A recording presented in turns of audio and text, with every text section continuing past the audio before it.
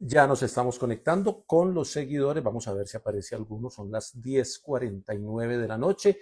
Les había puesto un mensaje para ver si hacíamos el martes del libro de medianoche hoy.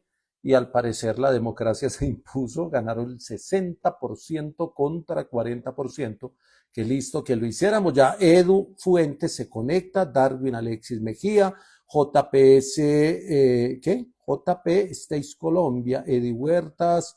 Uy, se me movió la lista. El Sebas Marroquín. A todos los que se están conectando, muchas gracias. Vamos a hacer el capítulo número 20 de la cuarta temporada del martes del libro. Ese es el cuarto año que hablamos de los libros los martes y siempre venimos con la idea de comentar algún libro con el que nos hayamos entretenido en los ratos libres el fin de semana anterior. Este fin de semana fue pesadito en temas laborales, pero tocó, no, le saqué un ratico al libro el domingo y el sábado en la tarde y me leí un libro que lo traía y lo traía con el encargo de volverlo a leer porque es la tercera vez que lo leo.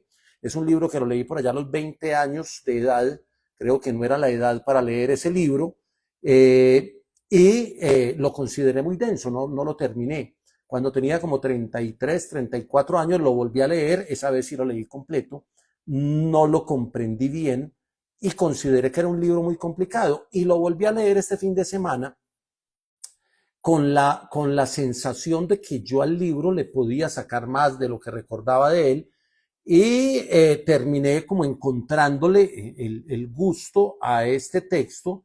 Era como un desafío de lector y le encontré toda la profundidad porque es una historia muy interesante. Entre otras cosas, lo traje como reto y lo tenía aquí en la pilita de libros con la que ando, porque lo encontré recomendado. En internet hay muchos sitios, pero hay un sitio en Instagram que encontré que se llama 1000 libros que hay que leer antes de morir. Y el libro estaba ahí. Yo dije, yo ya lo leí, pero no lo comprendí en su momento y por eso lo traje para hoy. Es un ensayo, no es un ensayo, es una novela filosófica, dicen algunos. Yo diría que tiene algunos componentes de ensayo filosófico, de relato y de un elemento fantasioso al final que la primera vez no me encajó, hasta ahí llegué, la segunda vez lo leí, creí que era como una parte que no encajaba bien en la historia, pero ya leyéndolo esta tercera vez, creo que ha funcionado mucho mejor. No es una historia lineal, no es la construcción de una historia, es más la construcción o la transformación de un personaje a lo largo de la historia, de un personaje desesperanzado que incluso tiene la intención de suicidarse y con eso empieza la historia y va encontrando motivos para cambiar su percepción del libro, del mundo. Es un libro sobre el ser humano, sobre la complejidad del ser humano y no se desarrolla con una trama histórica, sino más bien es el desarrollo de un personaje a lo largo de una historia. Premio Nobel Hermann Hesse, es alemán, el libro se llama El lobo estepario, fue escrito en 1927 y eso pues le da unas particularidades dentro de la lectura que hay que hacerle. Esta edición de la colección Premios Nobel pues es la más portable, la más llevable, porque como ando de viaje en viaje, pues no pude traer libros muy grandes, pues, pesan mucho. Muy bien, El lobo estepario. Vamos al lobo estepario de Hermann Hesse. Es una novela que comienza con una introducción escrita por el sobrino de la dueña de una pensión donde llega a vivir un personaje que se llama Harry Haller. Hay una curiosidad y es que Harry Haller, las dos iniciales son con H, el autor del libro es Hermann Hesse, alemán, las dos iniciales son con H. Es una curiosidad que no sé si tenga algo de fondo. En esa introducción que escribe digamos, literariamente, el sobrino de la dueña de la pensión describe a este personaje que llega a arrendar un cuarto y a vivir allí.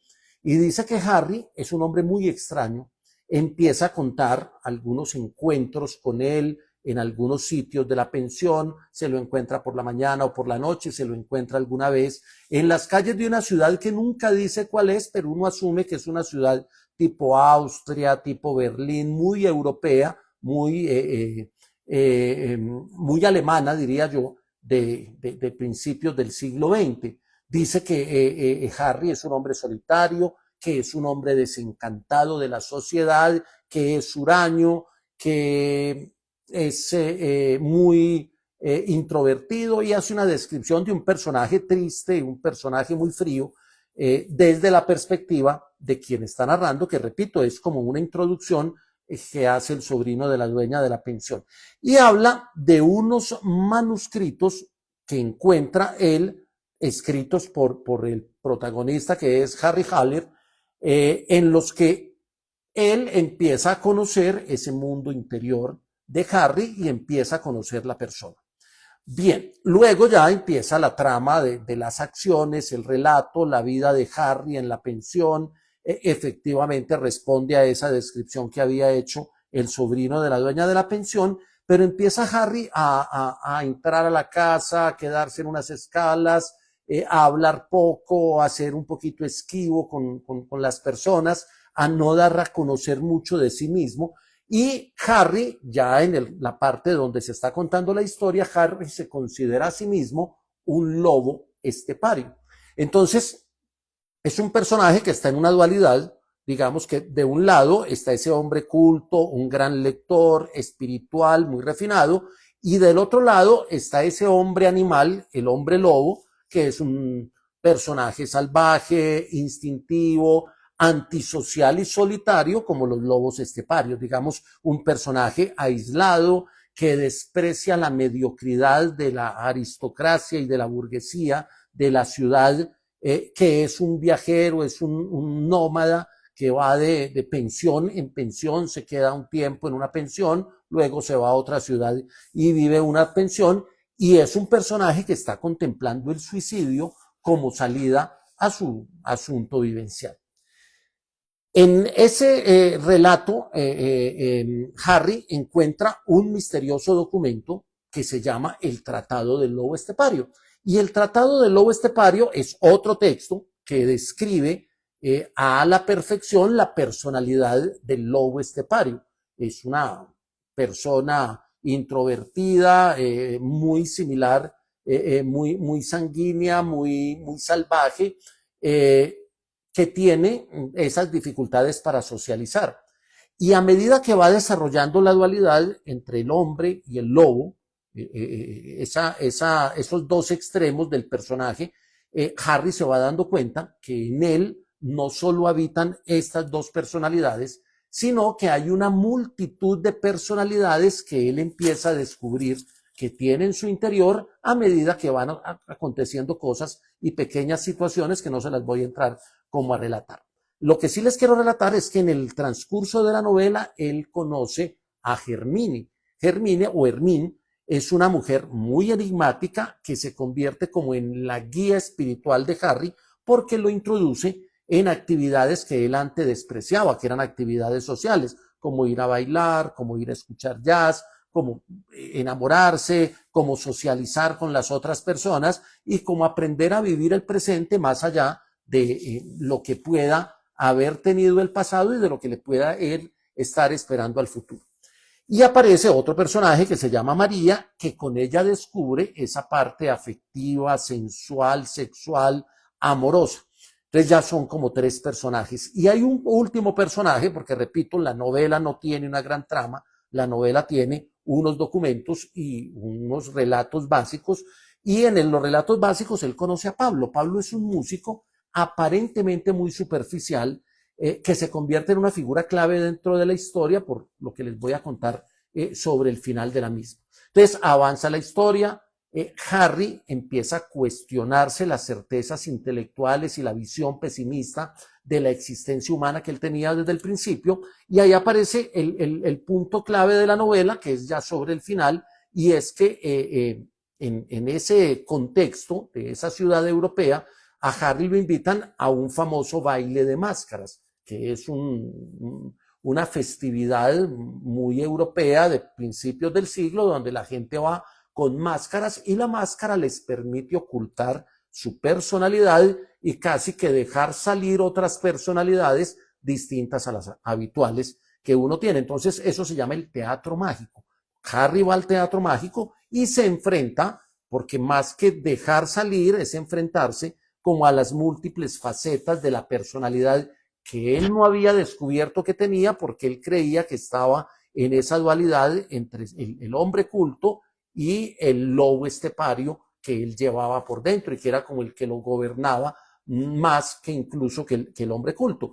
Entonces empiezan a aparecer los deseos, los miedos, las frustraciones, las contradicciones, una cantidad de elementos humanos que todos tenemos, pero que él que había cerrado esa posibilidad a que saliera, y se da cuenta en ese baile que el ser humano tiene una identidad mosaico, una identidad múltiple, y creo que ahí es donde está como el gran secreto de este libro, entender esa propuesta del mosaico de personalidades que todos tenemos y que no tenemos una identidad única, así proyectemos una identidad única ante los demás.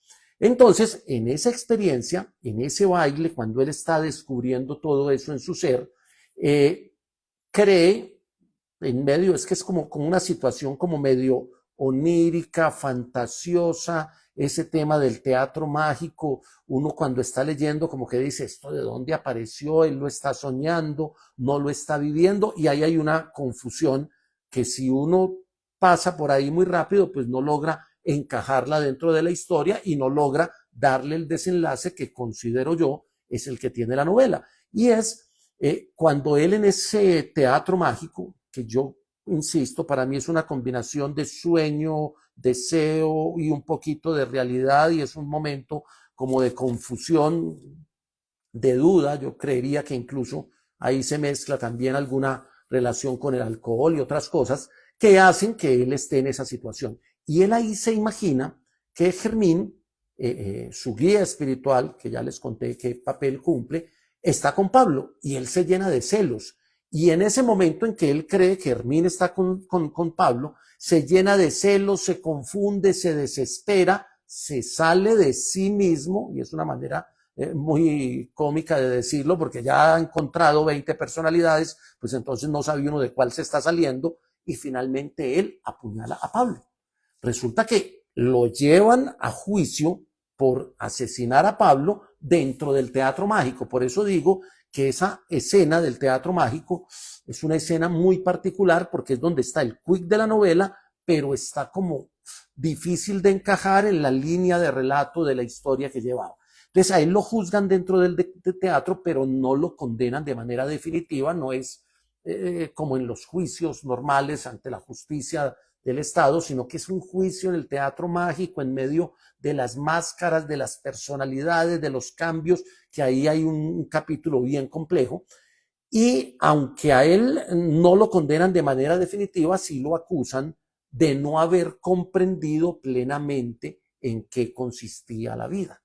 Entonces, si uno encaja eso con la historia que les conté, que era un tipo que quería suicidarse, que es prácticamente el inicio de la obra, es como entender ese contraste entre el que tenía una decisión que le facilitaba, porque él no lo veía como un problema, sino que lo veía como una salida que le facilitaba las cosas, pero también el asunto de aprender a comprender la vida. Entonces, ahí hay como una última enseñanza que, entre otras cosas, la encuentra a través de la música.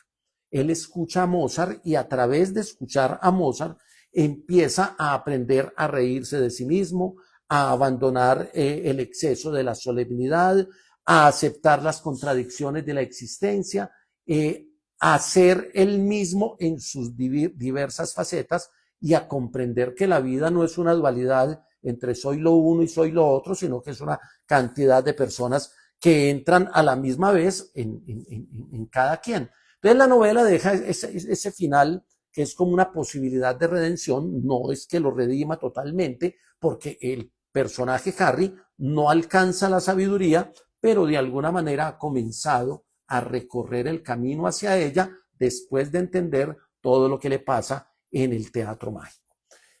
Bueno, y ya luego tiene un final que no se los voy a espolear, pero es básicamente la esencia de la novela. Entonces, es una novela escrita en 1927 que toma temas universales y los lleva a un escenario particular. Habla de la crisis de la identidad, habla de la soledad, habla de esa lucha entre el espíritu y los instintos, de la búsqueda de sentido en la que todos nos vemos inmiscuidos como en la lucha diaria, de la fragmentación de la personalidad, que es tal vez el gran aporte de la novela, y habla de cómo reconciliarse con las contradicciones internas, que es lo que al final trata como de anticipar.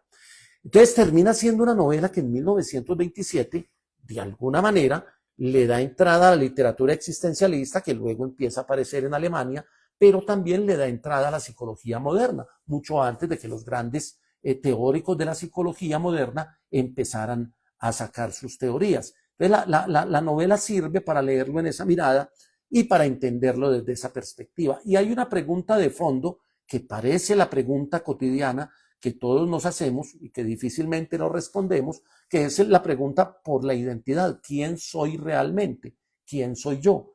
Y es una pregunta que lo deja uno a veces cuando uno quiere filosofar o pensar o reflexionar sobre sí mismo, lo pone a uno ahí como a enredarse o a chocar con el mundo.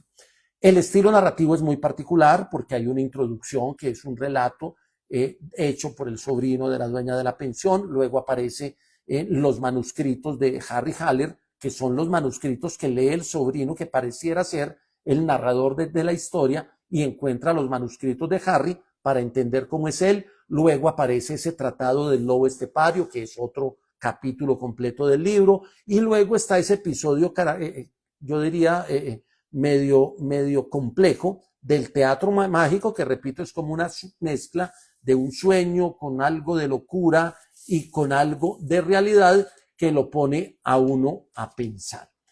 El resumen es que Harry se odia a sí mismo, decide suicidarse, entiende que la vida tiene su final y que él puede llegar a ese final de manera más abrupta, y que el final para él puede significar la libertad, y que la libertad es una zona de confort donde él no tiene que adquirir emociones hacia los demás ni relaciones con los demás, y que puede darle rienda suelta a esa soledad a la que se ha acostumbrado a vivir porque él decidió ese estilo de vida para él. Entonces hay una dualidad ahí entre el ser humano y el alma del humano y el alma del lobo inicialmente, y luego se transforma como en esas múltiples personalidades. Hay un asunto sobre la imposibilidad de socializar, que es una dificultad para muchos.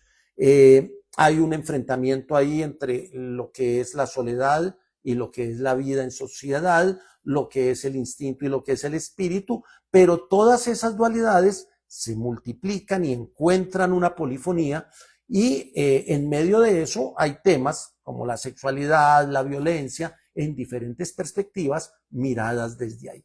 Entonces, hay una transformación del personaje que va apareciendo en esa obra, y lo que me parece particular, y es con lo que quiero terminar, es que esa gran transformación, aparte que el teatro mágico, que es el famoso baile con máscaras, le permite al personaje, la transformación real la consigue escuchando la música de Mozart, y de alguna manera reivindica que el arte es un mecanismo que tenemos los seres humanos para seguir siendo humanos y para comprendernos un poquito mejor. El libro se llama El lobo estepario, es de un premio Nobel de literatura alemán, que es Hermann Hesse. Repito, no es la lectura de una sentada, no es una lectura fácil, porque uno se puede, o no sé, a mí en las dos primeras veces que lo leí no me llenó, pero esta tercera vez le encontré mucho gusto y por eso lo quería dejar para hoy. Siempre se conectó mucha gente en directo, vea, mucha gente, incluso gente que quiere estar en vivo conmigo, pero nunca he conectado a gente para que esté en vivo en el vivo, entonces siempre lo he hecho así y los leo aquí a ustedes, a Duan Bada, a Mauro Cardona, a Juan Gui Román, a Edwin Choto. Recuerden que en 5 minuticos subo el martes del libro, lo dejo en el feed para quienes entraron ahí y lo cogieron un poquito ya adelantado, para que no se lo pierdan todo, que yo creo que el libro de hoy vale la pena entenderlo como en toda la lógica, como lo presenté. ¿Se vale recomendar? se vale asistir, es a las 9 de la noche, hoy tocó horario especial por el partido de fútbol, en el Mundial las cosas cambian, estaba con el partido de Argentina en Blue, entonces dejé el martes del libro, no lo iba a hacer, pero hice una encuestica rápida ahí en las historias y la gente quería que hubiera martes del libro de medianoche y estoy viendo que este horario funciona más para el directo, entonces de pronto lo voy a ir cambiando un poquito de horario, pero luego les cuento, hoy fue el capítulo 20, el próximo martes es el capítulo 21, esperemos que todo salga bien y lo podamos hacer, recomienden, comenten, compartan, inviten gente para el martes del libro, que aquí va a estar siempre en este canal. Hay un detalle, en el canal de YouTube mío, que es @JohnJaimeOsorio, porque todas las redes mías son @JohnJaimeOsorio, ya subí el capítulo 1 y el capítulo 2 del martes del libro, es decir, de la primera temporada. Voy a tratar en estos días de ir subiendo un capítulo cada 2 días o si puedo diario, para tenerlos todos en ese canal y que me quede todo el material que tengo, porque en ese canal también hay comentarios sobre deportes, didácticas deportivas, algunas clases que he dictado, algunas charlas académicas. Entonces, para tener todo lo que he hecho audiovisual en ese canal, voy a hacer, estos días se los voy a dedicar en los raticos libres, a ir montando los martes del libro. Ya monté el capítulo 1 y el capítulo 2 y los voy a poner en una playlist del canal para que queden todos juntos. A todos muchas gracias y nos vemos el próximo martes. Váyanse a dormir, que son las 11:11 de la noche y mañana juega Colombia.